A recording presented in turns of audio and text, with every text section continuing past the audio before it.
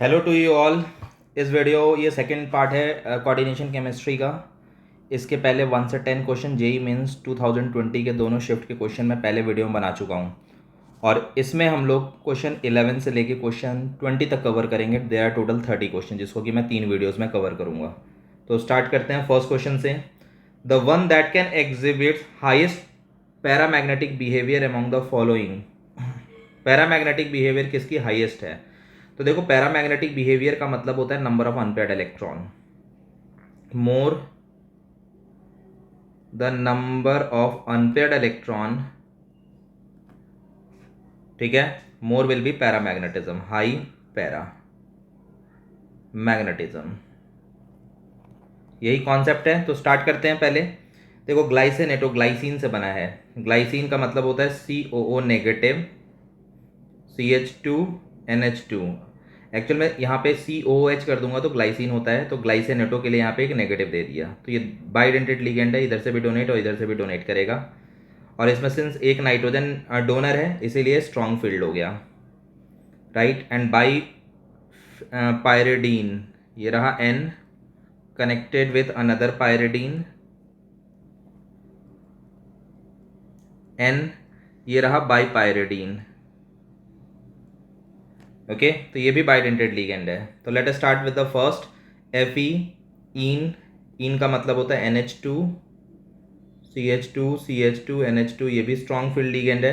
तो इसमें देखो, ये दो, इसकी कोऑर्डिनेशन नंबर 2 होगी, दो साइड से डोनर है, ये भी 2 साइड से डोनर है और ये इसका नंबर 2 है, तो ये 2 यानी टोटल 6 ऑक्टाहेड्रल कॉम्प्लेक्स हो गया।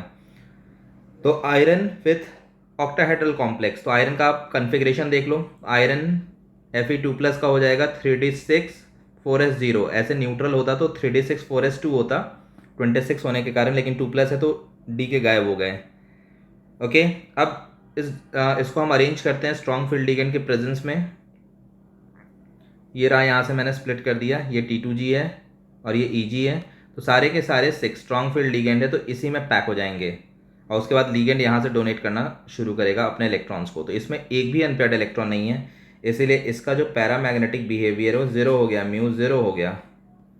नेक्स्ट है PD ग्लाइसिन GLY है, होल्ड वाइज PD के साथ 2 ग्लाइसिन लगे हुए हैं। तो देखो, ग्लाइसिन स्ट्रॉन्ग फील्ड लिगेंड है और PD जो होता है वो निकल के नीचे है, तो निकल से ही हम कंक्लूड कर लेंगे। जैसा निकल होता है 26, तो इसका कन्फिग्रेशन है 27 होता है 28, सॉरी 28 होता है निकल,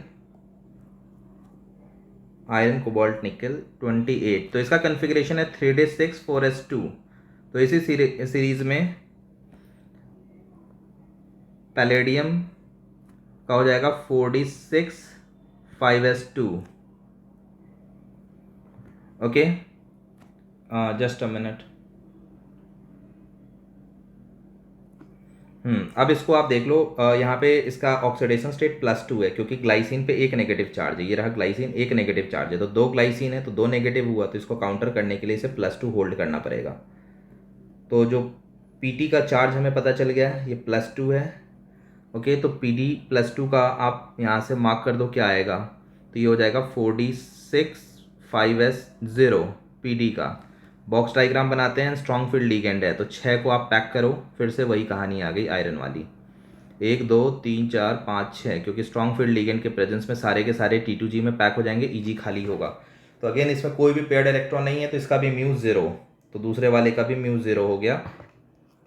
ओके, नेक्स्ट आते हैं कोबाल्ट OX, ये ऑक्सलेट के लिए है, एंड OH होल 2, ये दोनों ही वीक फील्ड लिगेंड है क्योंकि इसमें ऑक्सीजन डोनर है। वैसे यहाँ पे इसने क्लू भी दे दिया कि वीक फील्ड है, ठीक है। नहीं नहीं, ये स्ट्रॉन्ग फील्ड का क्लू दिया हुआ है इसने, डेल्टा O ज़्यादा है पेयरिंग एनर्जी से, तो इसका मतलब स्ट्रॉन्ग फील्ड है। जब डेल्टा O कम होगा ना तो वीक फील्ड लिगेंड होगा। तो ऑल्दो यहाँ से ये है वीक फील्ड, लेकिन ये कॉन्सेप्ट दे दिया, इसका मतलब अभी ये स्ट्रॉन्ग फील्ड की तरह बिहेव कर रहा है, तो हमें स्ट्रॉन्ग फील्ड लेके चलना पड़ेगा कोबाल्ट में।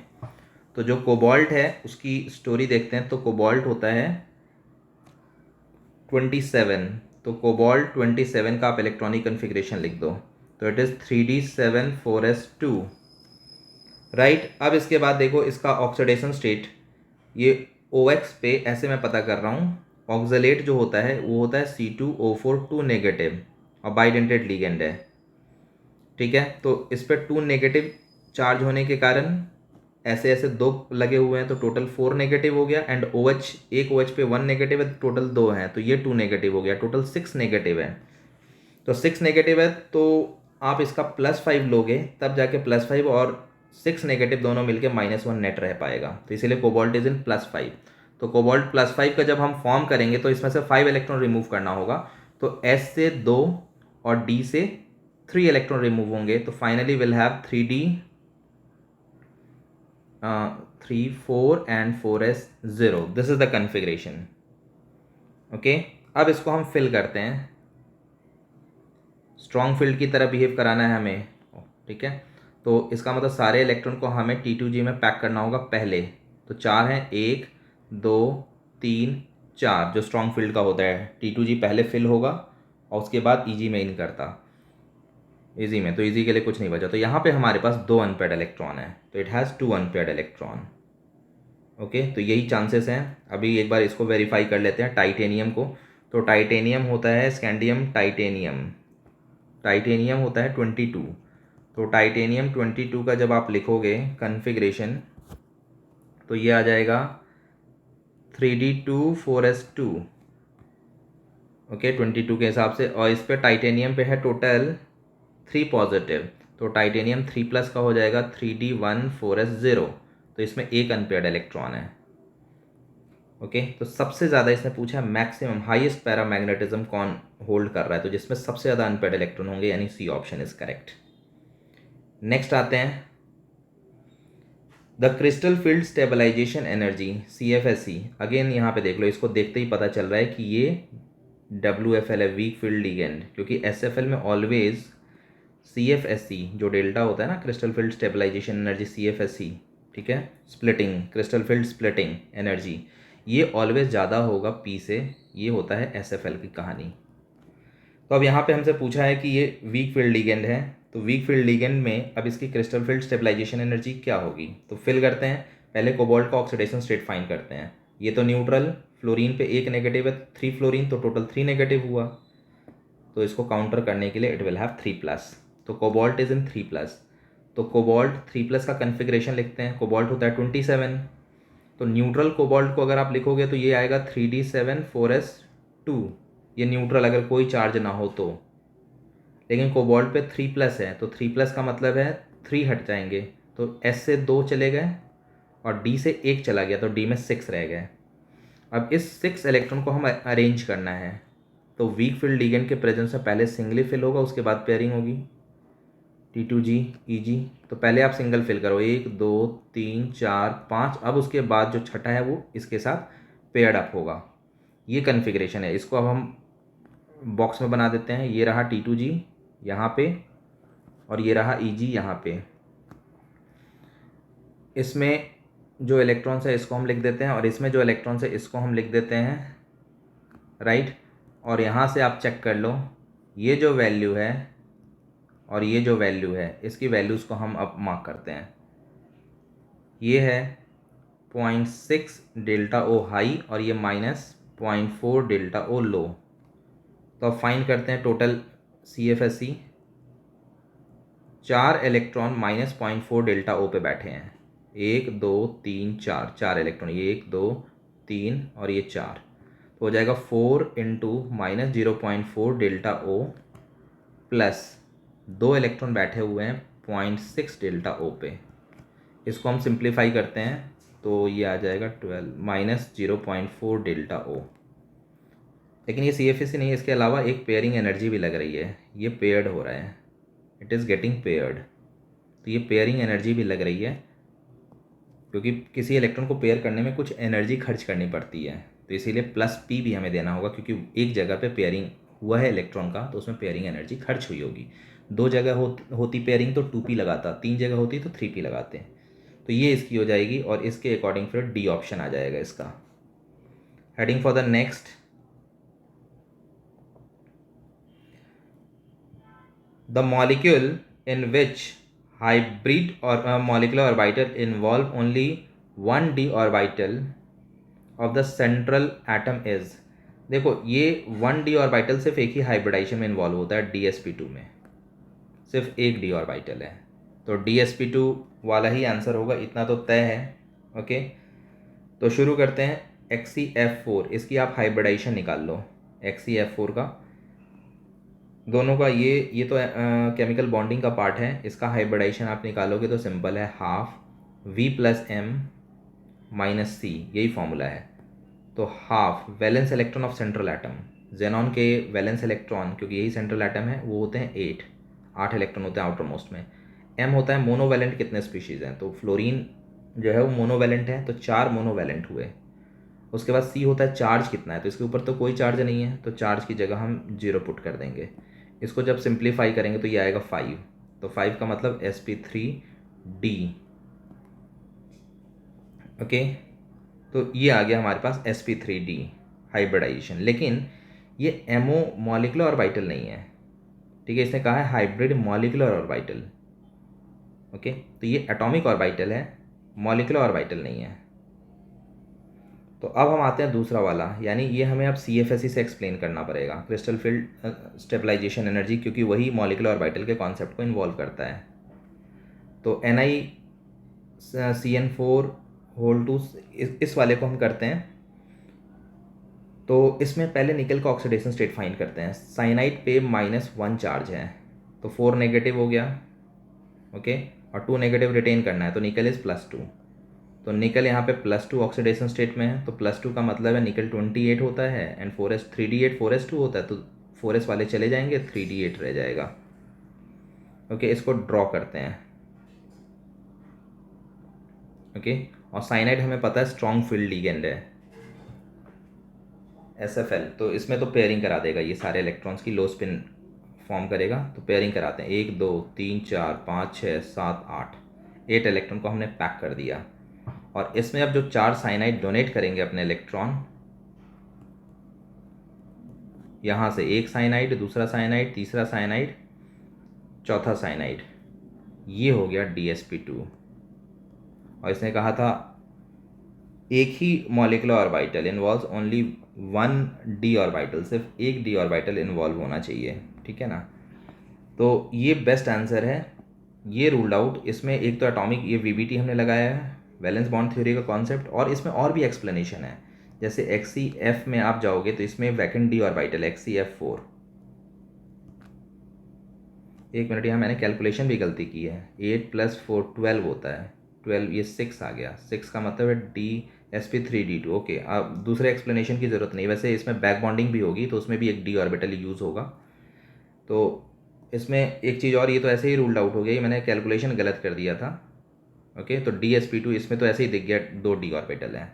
वैसे भी ये जो कॉन्सेप्ट होता है, ये कॉन्सेप्ट VBT का होता है, यहाँ पे ये परफेक्ट है, एक d ऑर्बिटल DsP2 से आ रहा है, तो that's why B option is correct. Next आते हैं, the value of crystal field stabilization energy for a high spin. High spin का मतलब है आपको अनपेयर्ड रखना है, इलेक्ट्रॉन को पेयरिंग नहीं करानी है, जब तक कि सारे अनपेयर्ड सारे ऑर्बिटल में एक एक फिल ना हो जाए, उसके पहले पेयरिंग नहीं करानी है, यही मतलब है हाई स्पिन का।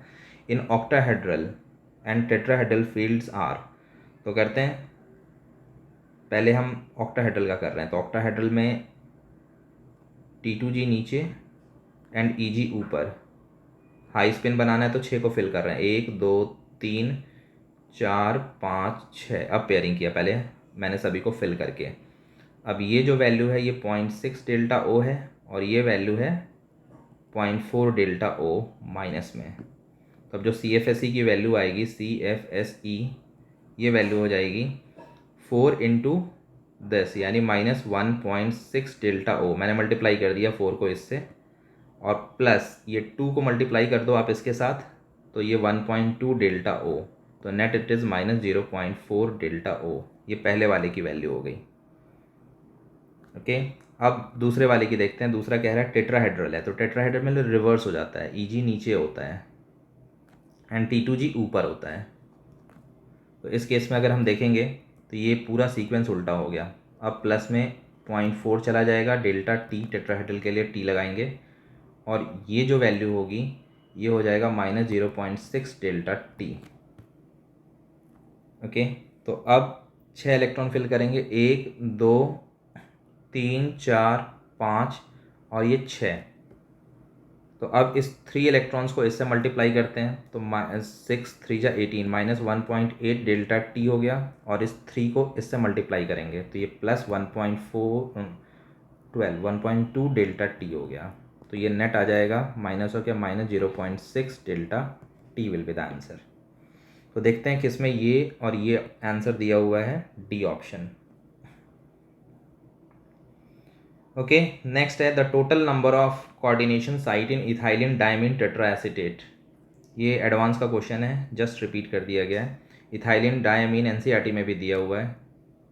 CH2N CH2COO नेगेटिव, हेक्साडेंटेड होता है ये नेगेटिव।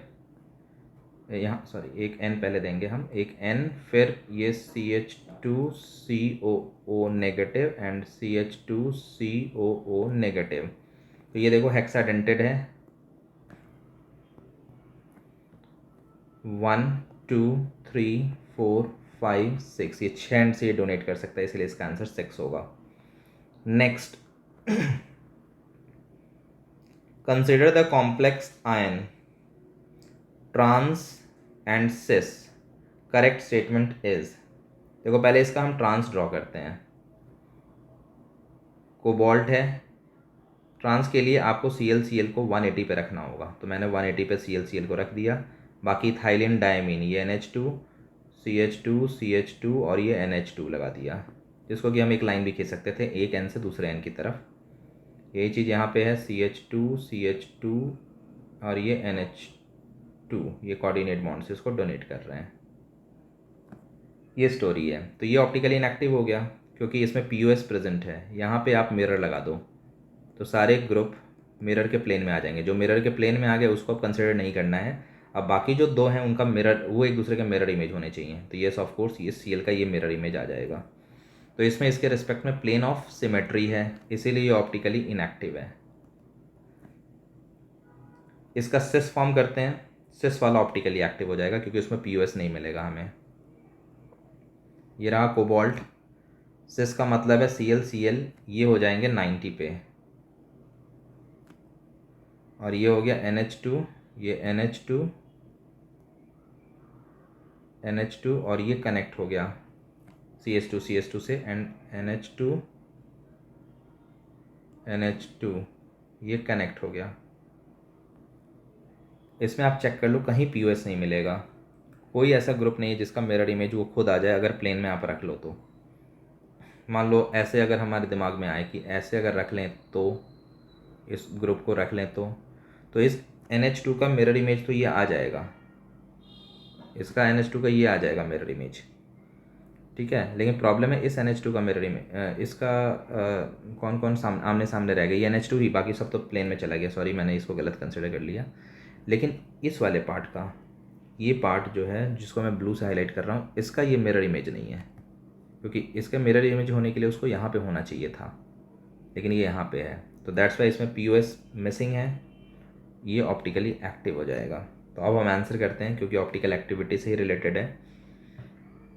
ए यानी ट्रांस वाला can not be optically active but B can be optically active, ये करेक्ट है, C। नेक्स्ट आते हैं, consider that delta O is greater than P। इसका मतलब है ये SFL है, स्ट्रॉन्ग फील्ड लिगेंड है, यानी पेयरिंग पहले होगी, पहले आपको पेयरिंग करानी है, ठीक है। T2G में पेयरिंग कराना है, उसके बाद आपको EG में जाना है। तो इसका मैग्नेटिक मोमेंट पूछा है, पहले तो RU का पोजीशन जानना होगा हमें। तो RU जो होता है टेकरू, ऐसे मैं याद रखता हूँ, या जर नब मो टेक रू, ये आ गया, ठीक है ना। यानी 1 2 3 4 5 6, यानी इसमें 3D6 होगा। निकल के नीचे है, ये आयरन के नीचे है, Fe के नीचे। तो Fe का जैसे 26 कन्फिग्रेशन हम लिखते हैं 3D6 4s2, तो वैसे ये आएगा 4D6 5s2। ओके, अब इस पर 2+ चार्ज है, RU के ऊपर ये 2+ है, ऑक्सीडेशन स्टेट इसका +2 आ रहा है। इसका मतलब इसमें से ये 2 इलेक्ट्रॉन चले गए और इसमें रह गया 4D6। अब इस 4D6 को हमें अरेंज करना है SFL के अकॉर्डिंग, क्योंकि इसने दे रखा है कंडीशन SFL है। तो हम करते हैं SFL के अकॉर्डिंग, T2G नीचे एंड EG ऊपर। फिल करने का तरीका, SFL में पहले पेयरिंग होंगे तो पहले 6 इलेक्ट्रॉन को पैक करते हैं, 1 2 3 4 5 6, एक भी अनपेयर्ड नहीं बचा, सारे पेयर्ड हो गए, तो इसीलिए इसका तो म्यू 0 हो गया, क्योंकि अनपेयर्ड इलेक्ट्रॉन नहीं तो म्यू 0, तो दैट्स वाई इसका आंसर 0 हो जाएगा।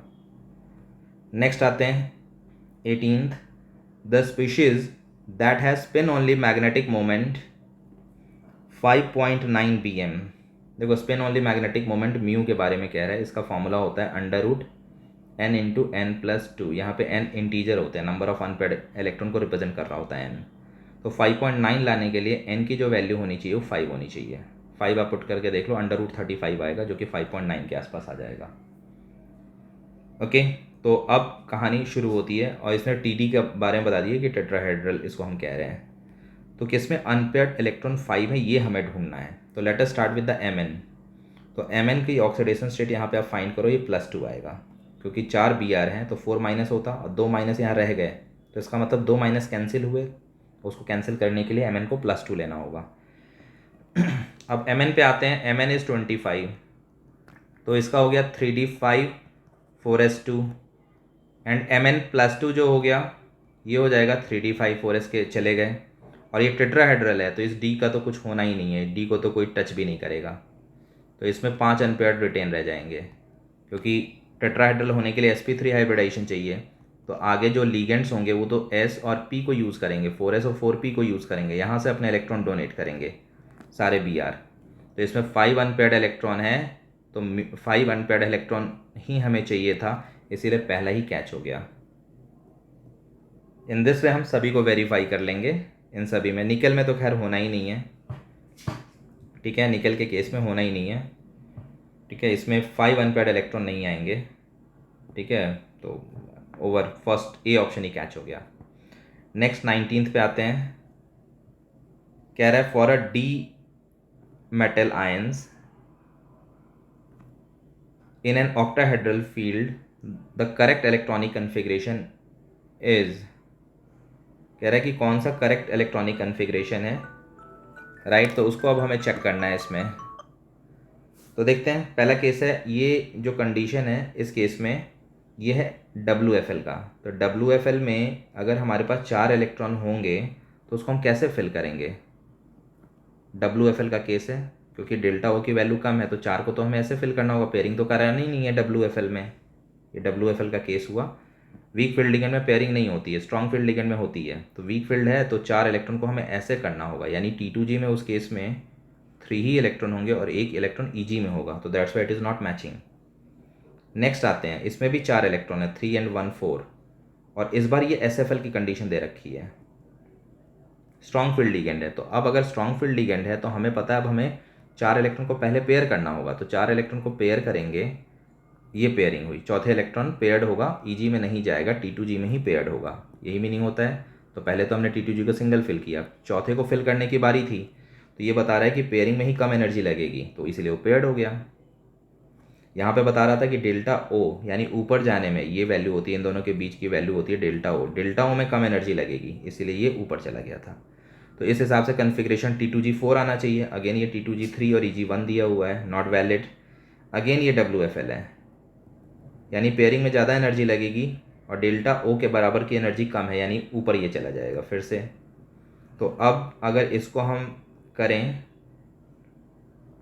तो ये जो होगा EG, ये T2G एंड ये EG, दिस इज T2G और ये EG हुआ। अब इसमें हमें 4 इलेक्ट्रॉन को फिल करना है, तो 1 2 3 और ये 4, यानी again this is not matching, T2G में 2 EG में 2 नहीं मैच कर रहा है।